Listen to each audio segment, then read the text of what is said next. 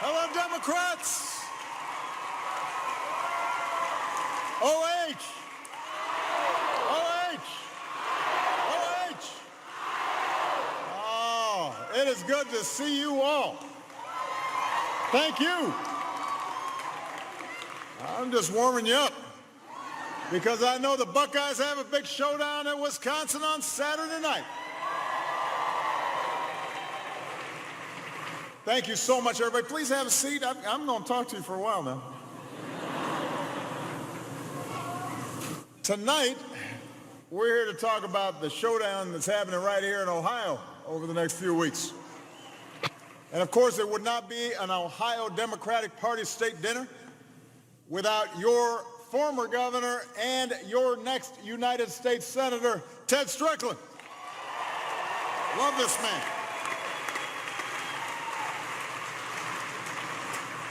Your current senator who's fighting for you every single day, Sherrod Brown. A couple of your outstanding members of Congress, Joyce Beatty and Tim Ryan. I know the Ohio Democratic Party has been preparing for this election. You know, a strong party depends on great public servants being elected at the local level, and the school boards, and the city councils, and the mayor's office. And your field operation has helped us win important races from Akron to Toledo, from Chillicothe to Warren. And through the spring, even as we Democrats had a hard-fought primary, you kept signing up thousands of volunteers, registering thousands of voters, organizing on campuses all across the state. You're already looking to the fall campaign. So we are going to benefit big time from the infrastructure that you've already got in place. So I just want to say thank you for giving us the edge that we need. Thanks for organizing. Thanks for mobilizing. Thanks for not getting tired. Thanks for still being fired up and still being ready to go. Because right now is when the fruits of all that labor are going to start paying off. It is game time. Kickoff was yesterday. Early voting started yesterday. The game does not start on November 8th. The game ends on November 8th. So everybody here, enjoy your dinner. Everybody looks cute. But tomorrow, you got to put on those walking shoes. You got to start making those calls and knocking on doors, getting everybody out to vote early. That's how we won in 2008.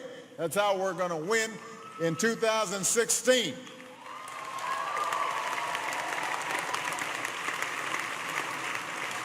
Because let's face it, Ohio is always close. I don't know what it is about you guys. Just making me stressed. I've always got to watch the TV. What's going to happen in Ohio? I mean, I pretty much parked here in the final days of both of my campaigns. In 2008, I was here in Columbus 2 days before Election Day. In 2012, I was here the day before Election Day. And it makes me think about how far we've come together. Not just the fact that I had no gray hair in those pictures. Think about the road we've traveled. Together we fought our way back from the worst economic crisis since the Great Depression. Our businesses have now turned job losses into 15 million new jobs. We turned around an auto industry that Ohio communities depend on. And our automakers are making the best cars in the world, and they're selling more than ever, thanks to outstanding UAW workers who take great pride in what they do. We slashed our dependence on foreign oil. Folks don't even notice gas prices being cheap anymore. We more than doubled our production of renewable energy. We've got incomes rising again, rose faster last year than any time on record. All demographic groups. Poverty fell last year by the largest amount since 1968, since I was 7 years old. The uninsured rate is at an all-time low. 20 million people have health insurance that didn't have it before, including folks right here in the great state of Ohio. We brought more of our brave troops home to their families. We delivered justice to bin Laden. And in today's America, wherever you live, you can marry whoever you love.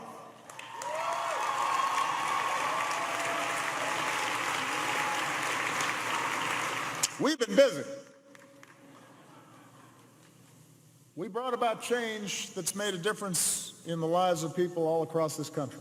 There's almost no economic measure by which we are not substantially better off today than we were when I came into office.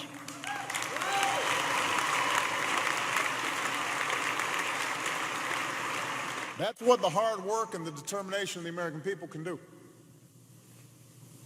That's what strong, principled, democratic leadership can do.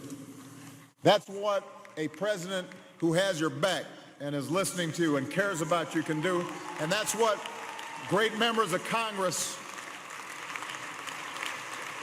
and a Democratic majority in Congress can do.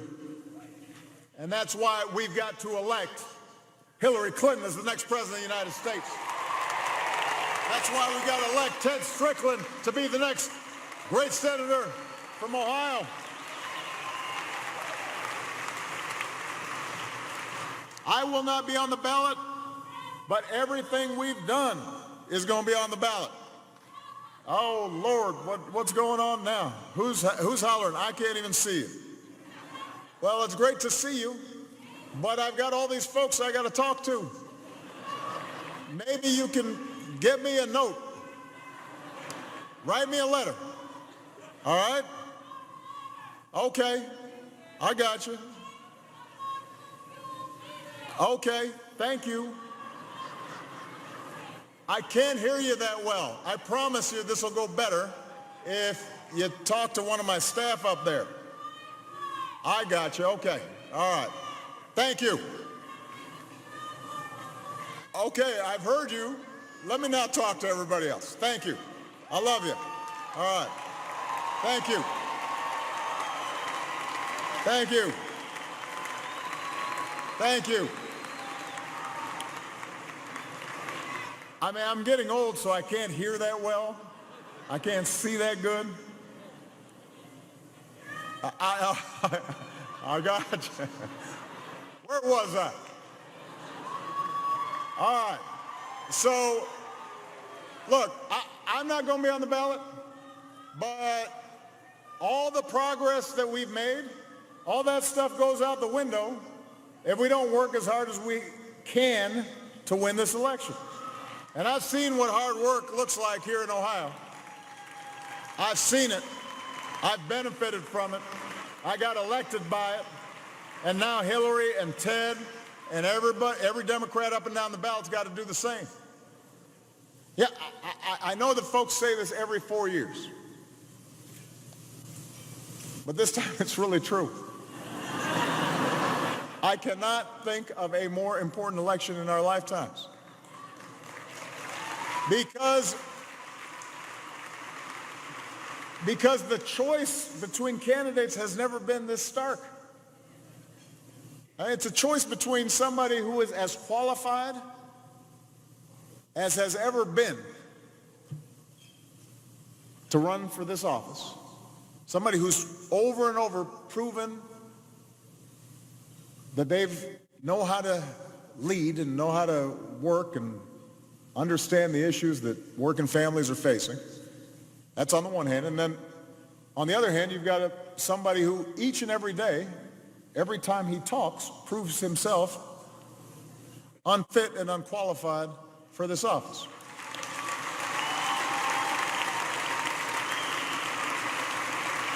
And I don't need to spend a huge amount of time selling this crowd on Hillary.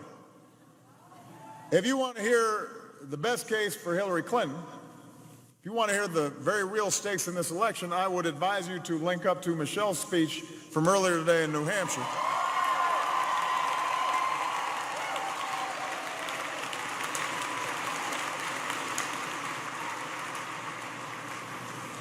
She was pretty good. I mean, that's why you get married, to improve your gene pool. So your kids end up being superior to you.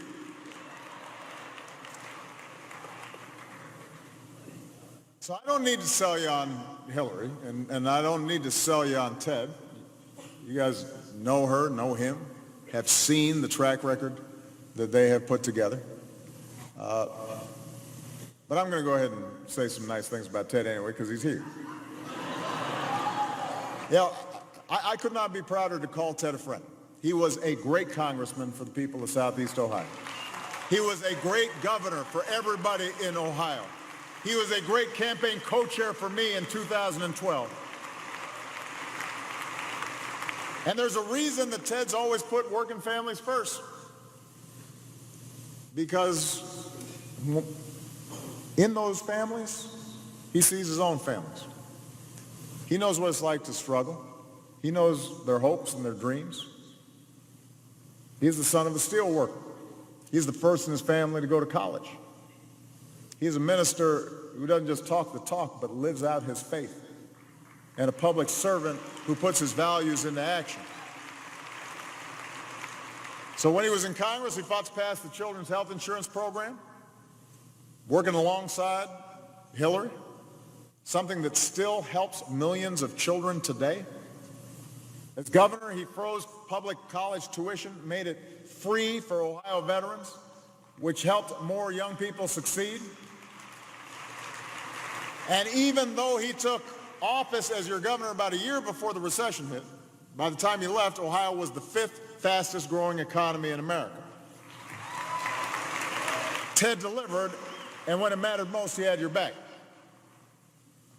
So on issue after issue, Ohio voters have a clear choice in this election between somebody who sides with Ohio's working families and somebody who sides with the special interests who want to block all of our progress. So if you care about workers' rights, then the choice is pretty clear.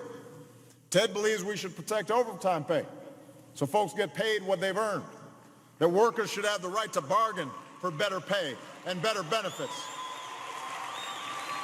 His opponent helped strip overtime from 6 million workers back to a bill that would make it harder for workers to organize. If you care about higher wages, the choice should be pretty simple. Ted believes that in 2016, women should get equal pay for equal work. His opponents voted against equal pay 5 times. When it comes to the minimum wage, in 2015, I told members of Congress if they truly believed they could work full-time and support a family on less than $15,000 a year, they should try it.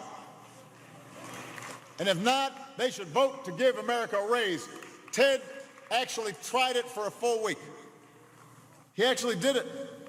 Walked in a minimum wage worker's shoes. Understood how hard it was.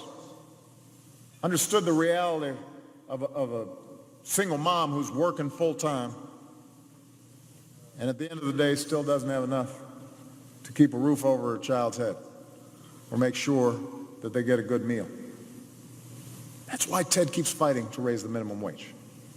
And his opponent has voted against it again and again and again. So that's the choice in this election. If you care about keeping our cops and our kids safe, you've got a choice. Ted Strickland supports common sense gun safety measures like background checks, keeping assault weapons out of the hands of terrorists. Shouldn't be controversial. His opponent blocked background checks and opposed a bill to stop people on the terror watch list from buying a gun. That's why, as of last month, the NRA has spent more money against Ted Strickland than on all the other House and Senate races combined. Think about that. If you care about our justice system and our most fundamental rights, then you got a choice. Ted thinks we should have a full Supreme Court. That didn't used to be a controversial position. Apparently it is now.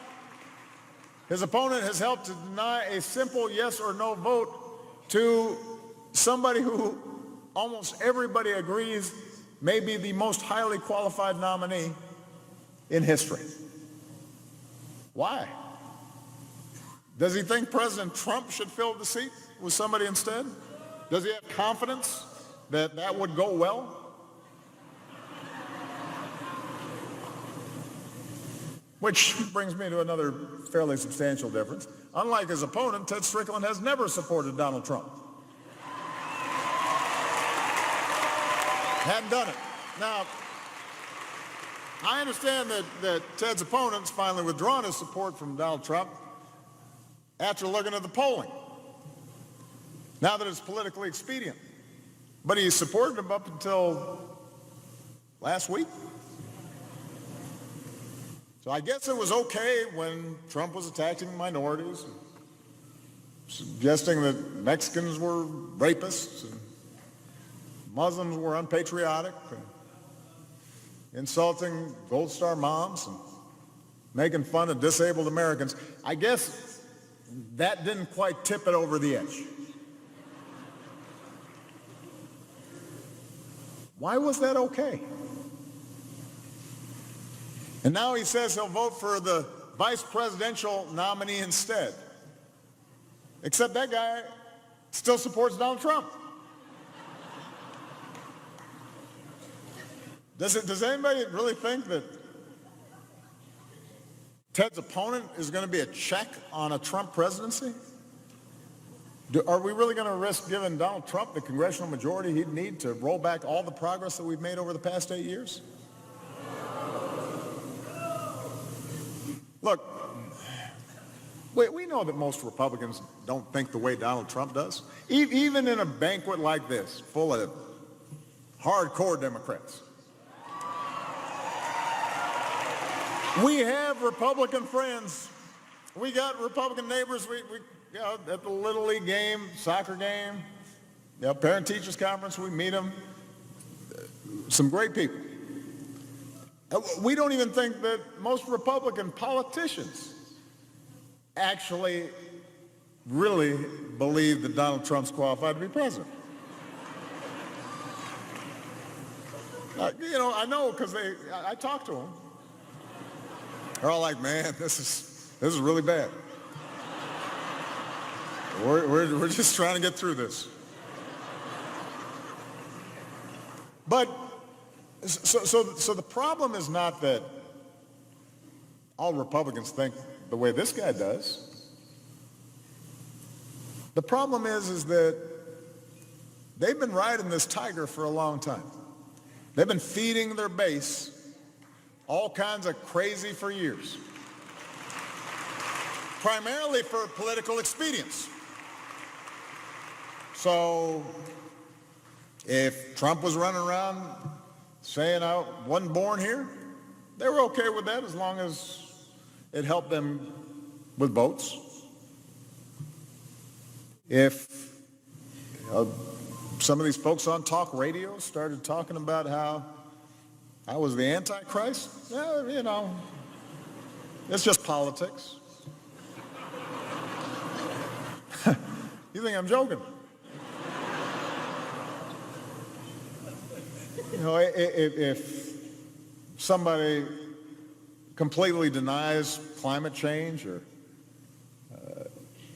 is filled up with all kinds of conspiracy theories about how me and Hillary started ISIL, or that we were plotting to declare martial law and take away everybody's guns, and we did a military exercise. Pentagon does these periodically in Texas, and suddenly all the folks in Texas were all like, they're going to take over right now. I'm serious. And then the senator down there said, yeah, we better look into that. And the governor says, well, I don't know. What do you mean you don't know? What does that mean? Really? You think that, like, the entire Pentagon said, oh, really? You want to declare martial law and take over Texas? Let's do it under the guise of routine training missions, and everybody's going to be... But they took it seriously.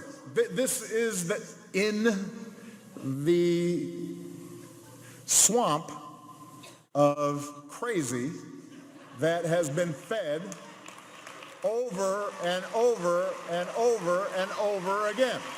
And look, it's there's sort of a spectrum, right? It's a whole kind of ecosystem, you know. And look, if I watched Fox News, I wouldn't vote for me. I understand. If I was listening to Rush Limbaugh, I'd say, man, this is terrible. Fortunately, I have a more diverse sources of information. But I want to make a serious point here, because I'm really not exaggerating. Everything I'm saying are actual things that have been said, and that people, a fairly sizable number of people in the Republican primaries believe. And the people who knew better didn't say anything. They didn't say, well, you know what, I disagree with his economic policies, but that goes too far. They didn't say, well, I'm not sure his foreign policy is the right one for America, but we can't allow our politics to descend into the gutter. People like Ted's opponent. They stood by while this happened. And Donald Trump, as he's prone to do, he didn't build the building himself, but he just slapped his name on it and took credit for it. And that's what's happened in their party. All that bile, all the exaggeration, all the stuff that was not grounded in fact, just kind of bubbled up, started surfacing. They know better, a lot of these folks who ran, and they didn't say anything. And so they don't get credit for, at the very last minute, when finally the guy that they nominated and they endorsed and they supported is caught on tape saying things that no decent person would even think, much less say, much less brag about, much less laugh about or joke about, much less act on. You can't wait until that finally happens and then say, oh, that's too much, that's enough, and think that somehow you are showing any kind of leadership and deserve to be elected to the United States Senate. You don't get points for that.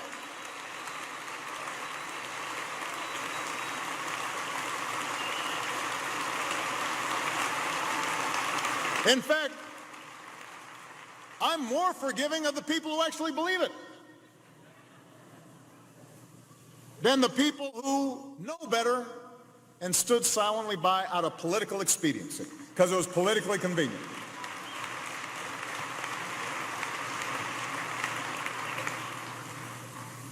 And if your only organizing principle has been to block progress and block what we've tried to do to help the American people every step of the way, so you're not even consistent anymore. You claim the mantle of the party of family values. And this is the guy you nominate and stand by and endorse and campaign with until finally, at the 11th hour, you withdraw your nomination? You don't get credit for that.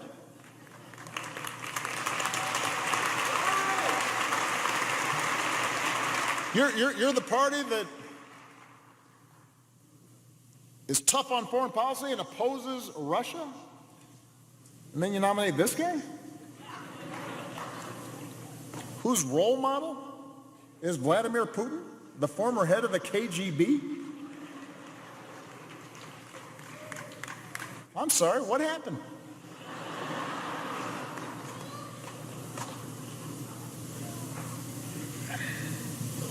It's disappointing. It really is. Because yes, I'm a Democrat, but I'm an American first.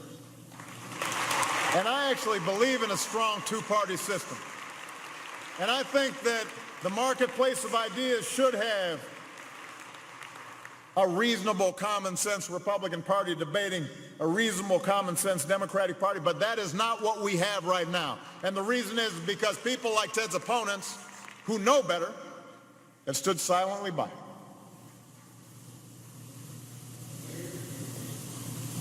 They've been trying to block everything we've tried to do to help working folks for years now. Even here in the state of Ohio, they opposed us trying to save the auto industry upon which hundreds of thousands of jobs depend. And then when it works out pretty good, you're taking credit for it. Man, look at this economy, it's gone great.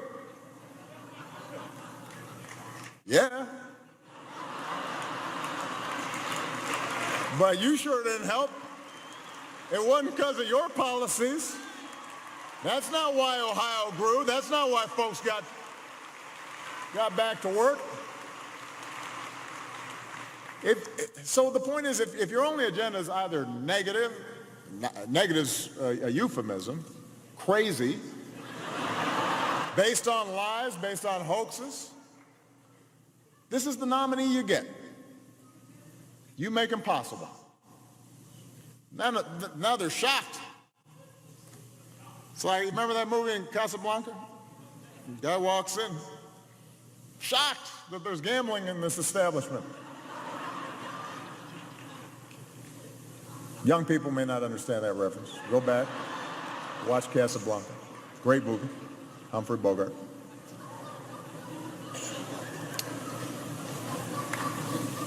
So Donald Trump may make most Republican politicians look a little bit better by comparison. I mean, it's like the bar's gotten so low. But these are the same Republicans who tried to block us from rescuing the economy. Did not offer a single vote when it came to the recovery package that made sure that we started growing again long before any other advanced economy did. Same folks who didn't vote for the auto industry assistance that resulted now in record-breaking auto sales. The same folks who tried to take away folks' health insurance every chance they get, who refused to allow votes on giving minimum wage workers a raise, refused to support making sure women earn equal pay for equal work. How hard a concept is that? Why would you want your daughter to get paid 80 cents for doing the same job that somebody else's son is getting paid $1 to do? That doesn't make any sense.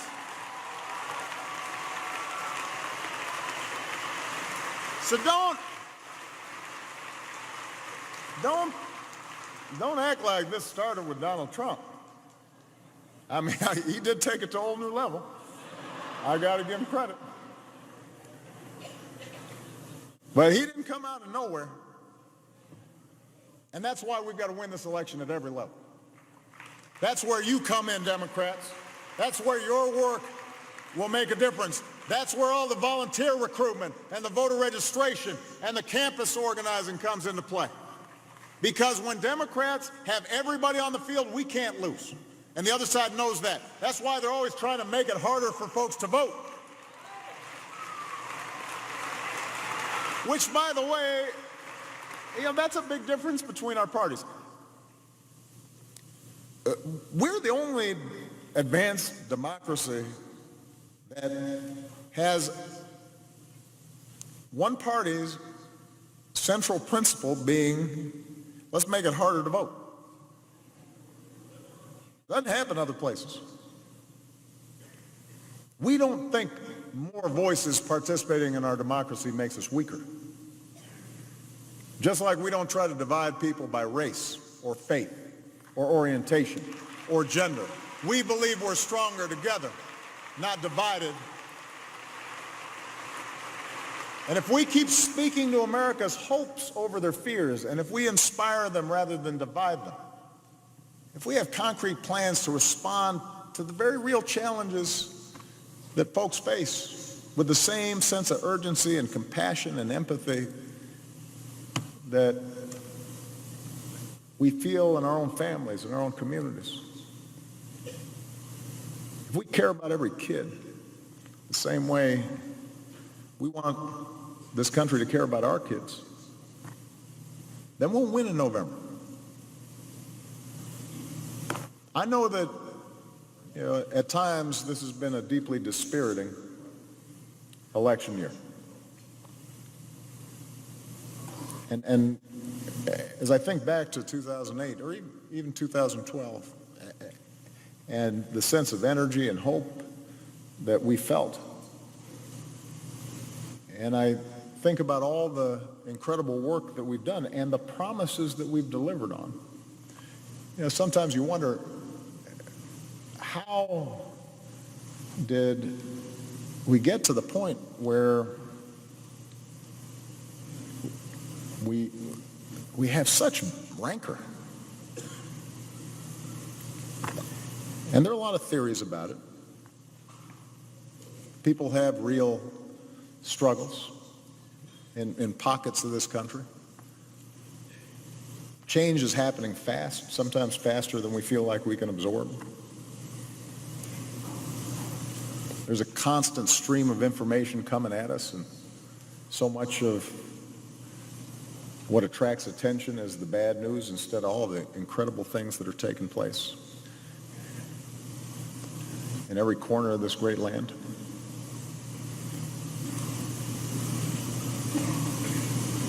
But some of it, I think, really does just have to do with the fact that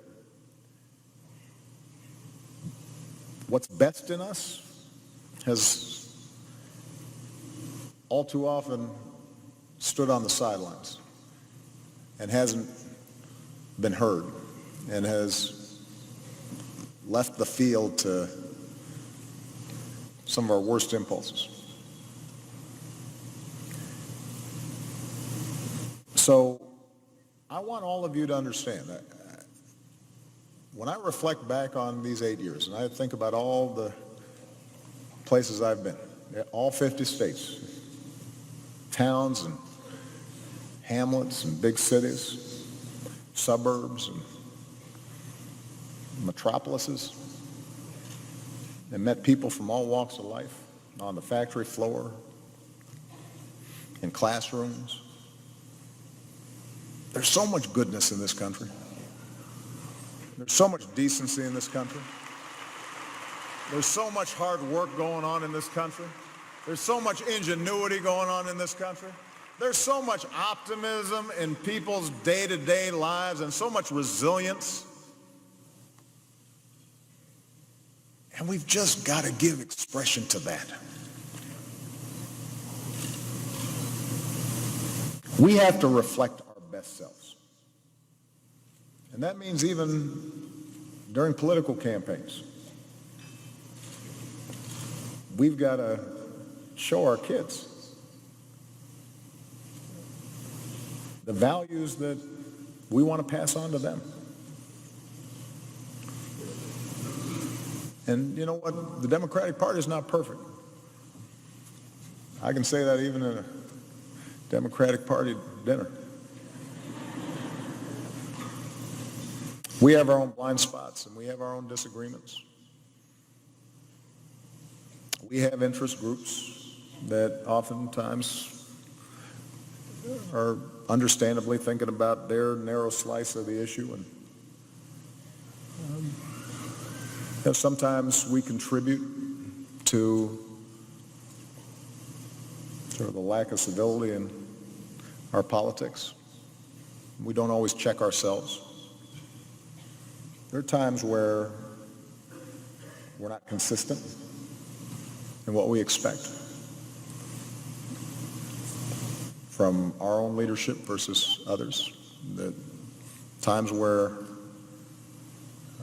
We ignore inconvenient truths ourselves. But what I'm really proud about, what I continue to fundamentally believe, is that at its core, the Democratic Party believes that everybody counts. The Democratic Party believes in ordinary working people being able, if they're working hard, to get ahead. The Democratic Party believes that we got to leave a country and a planet that's better than the one we inherited for the next generation. The Democratic Party believes that everybody has dignity and everybody has respect and everybody is worthy of consideration. And the Democratic Party believes that we're all in this together.